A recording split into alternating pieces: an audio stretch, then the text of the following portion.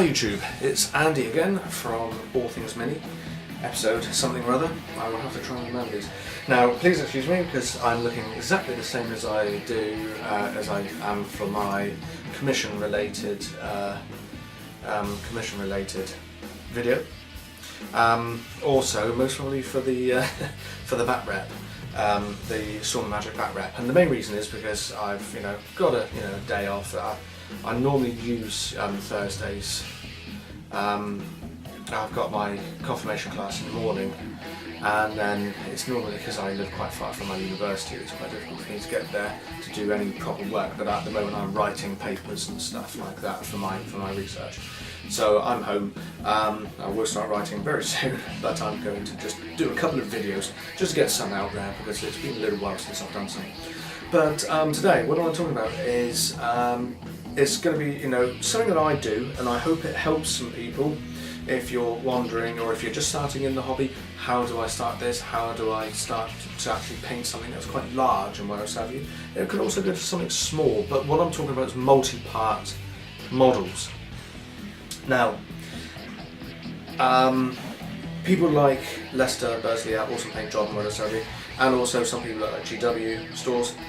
It's quite funny. They do things which seems very alien to me.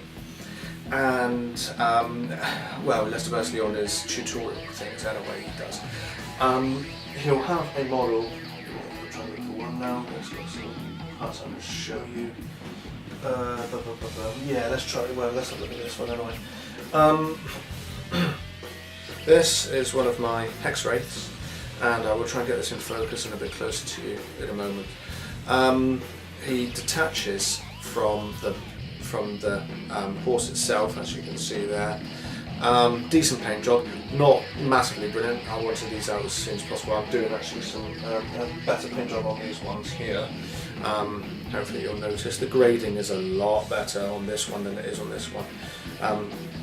Incidentally, I used around about 6 or 7 different types of green and levels of shading of black ink and black and Bada black wash to get what is in effect a Dark Angel's green, or whatever the equivalent is nowadays, when all I could have just used was a Dark Angel's green, but this one uses a bit more of an ink, hence it's got that sort of shine. Hopefully you'll notice that, as opposed to like a matte there. This is a much cleaner version of this, but these are the first ones I did a little while back. Anyway, yeah, I've got them detachable, so if I want to transport them in a bit safer way, because the bits that stick out and the such like, and also if I want to change him for a black knight, I will be able to. But still, that's besides the point. But the bit I want to see, you can see there's something underneath, and it's coloured. Now, in what some people do, which I say, pardon me, does seem very alien to me. They will, glue him on there. Any model, doesn't matter, they'll glue it and then they paint round it and stuff like that. Now, if this breaks off or whatever, then you've got a lot of unpainted splodges, and also like getting underneath there, you'll have to move that up there and then paint underneath there. It seems very odd, and I'm trying to get a bit closer now and get you in focus. So, okay, so light is really crap. Okay, so let's try and move this light here, a bit closer. There we go. Right.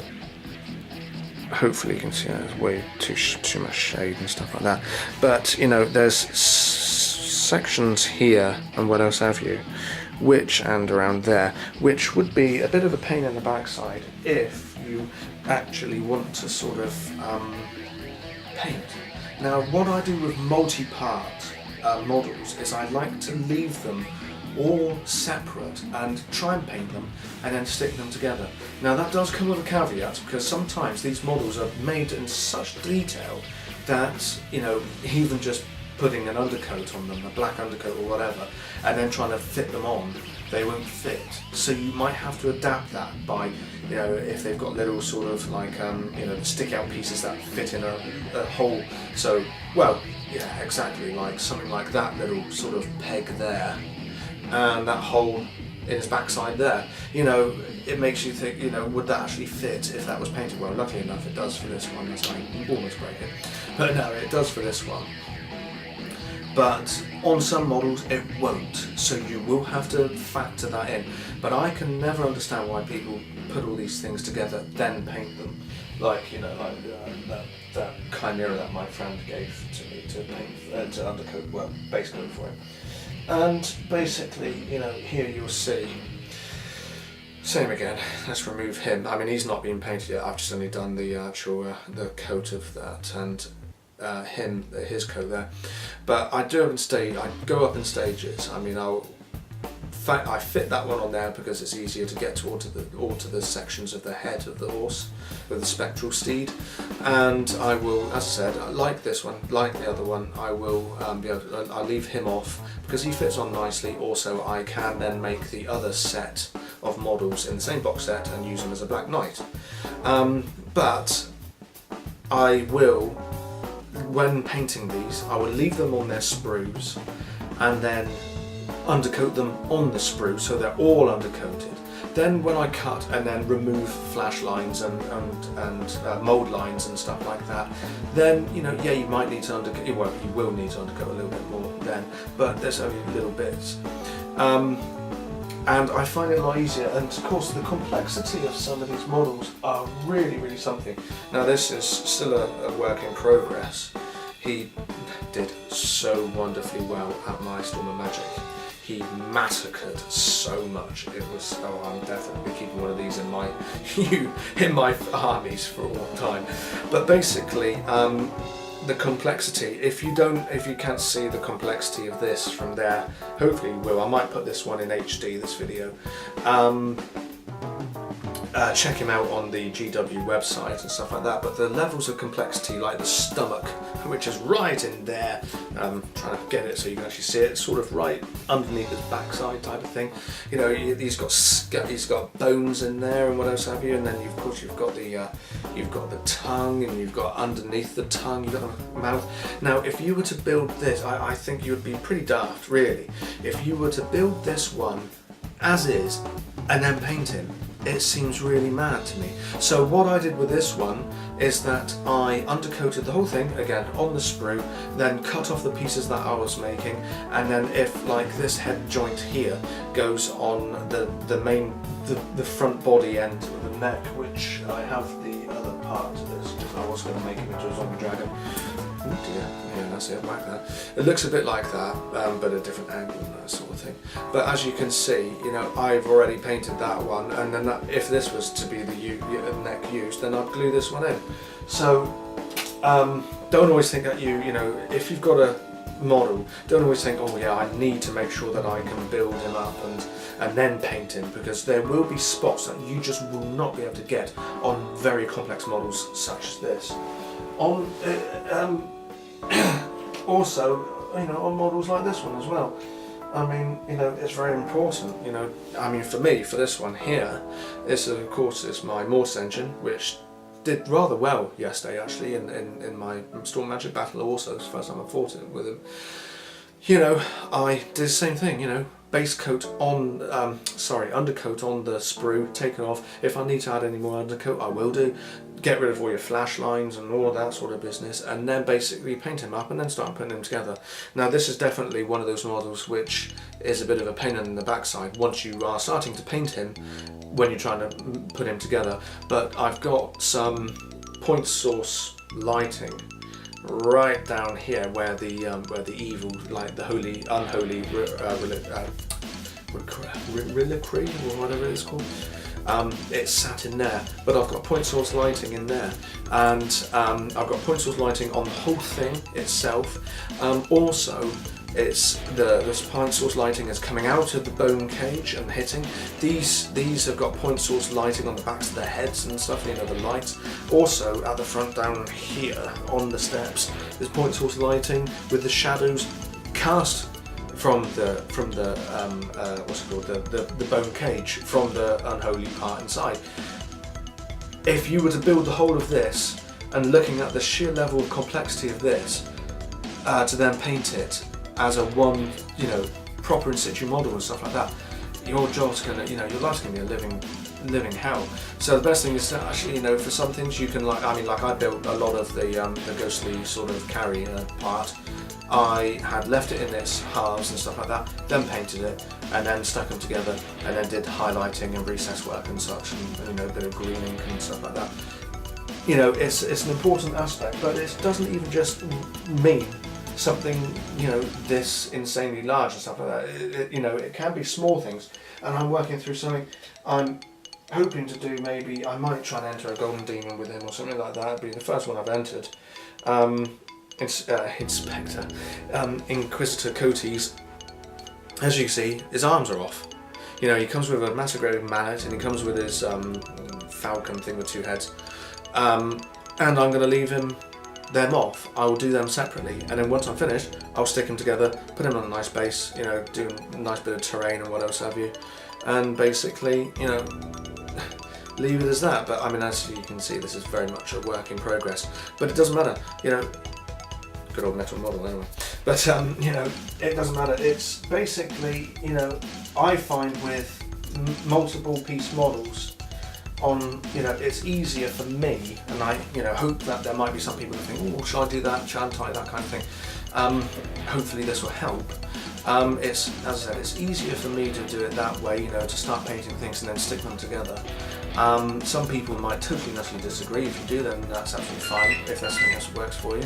I'll answer that. People touting for business, not very good. I can't stand things like that when they come through. Yes, multi-part models. I've got to now try and remember where I was. I just finished about Cotes. Okay, so what am I saying? Yes. So I, you know, recap on what I do. I base coat. No, I don't base coat. I undercoat. Come on, get it out. I undercoat on the sprue, and then I'll cut off the pieces that I need, so I'm not having to fiddle about with a spray can, and I can make sure that everything is actually undercoated, because you get a direction of spray from your spray, from your Chaos Black spray or whatever that you're choosing to use, or you know, whatever colour you're using to do an undercoat. And basically, sometimes you can miss sections and stuff like that. So what I do is I leave them on the sprue, and I spray in multi-directions around it. So that's the first thing. When I cut them off, when I cut the pieces out, and you know, file down the mold lines and get rid of the extra flash and stuff like that, then I'll go over and do a little bit more of undercoating, maybe using just a pot of undercoat paint rather than the whole spray again, because you've got another hour or something like that. I then start to put things together as much as possible where I know it's going to be quite easy to paint, and then I will paint those parts, and then if it's a large multi-part like any of these models behind me, I will then put them together and glue them as carefully. Try to be neat with your glue, because even if it's super glue, you'll get the shine of a little splodge of glue that appears, so you must try and make sure that you're pretty neat with it. And then I'll glue your already painted stuff together. Now if there's any extra painting that needs to be done afterwards, fine, okay, that's brilliant. But I find that technique works for me. Hopefully it might work for you. If it doesn't, then fair enough. You know, we're all different. We all make, you know, different, in a lot of different people make the world, and so on and so forth, and different techniques and stuff like that. There are techniques that Golden Demon winners would do that I might say, nah, I'm not doing that, I don't think that makes any sense. You know, it's all all down to technique and stuff like that. So anyway, I hope my little rant, whatever, on multi-part models has helped. One thing I've just remembered actually, and it's very important about pre-painting and multi-part models. Now, where are they? Here they are. Excuse me just for a second. Now, with the increase of multi-part models and stuff like that, I have found something that has really made my blood boil. And it is exactly the same for these boys here, for the Hex Wraiths. It's exactly the same for these. And it was for these. And not for any of the other ones, but the GW model makers or whatever, or whoever does the part which explains how to put the stuff together, can and do make mistakes. Now, it's human error, that's all it is. But which one is it? Yeah, this one. I had an issue, and I had issues with my Hex Wraiths. One of the, was it actually this one? I can't remember. I think it might have actually been this model. In the instructions on how to put these things together, I found out this brazier here was too big for the head that's supposed to go on there according to the instructions. His head sort of hits the brazier, and his head would be like that, and it looks wrong. Be wary of that for if you're using hex rays and stuff like that, but be wary, full stop. Another aspect was this lad here. I've done, hopefully you might be able to see, there is shading on the wings. Now, I pre-painted the wings and pre-shaded and pre-airbrush and what else have you the wings before I stuck him together. I was following the instructions, and according to the instructions, the labels are wrong for the wings. This wing should be here according to the label, and this one should be here. Now I've got shading where I've got black on the top on either wing, which after I did the shading and then tried to put the thing together, I then realised that it wasn't me who made the mistake, it was the actual instructions. So do be very wary of that. That's a very important aspect. I'm glad I remembered. So there you go. Anyway, yeah, so do take care with it. Remember, some things might not go together as well as if you just stuck them directly and then start painting on them. Right, YouTube people, I hope this has been useful. Like if you like, subscribe if you want to, and I shall catch you later.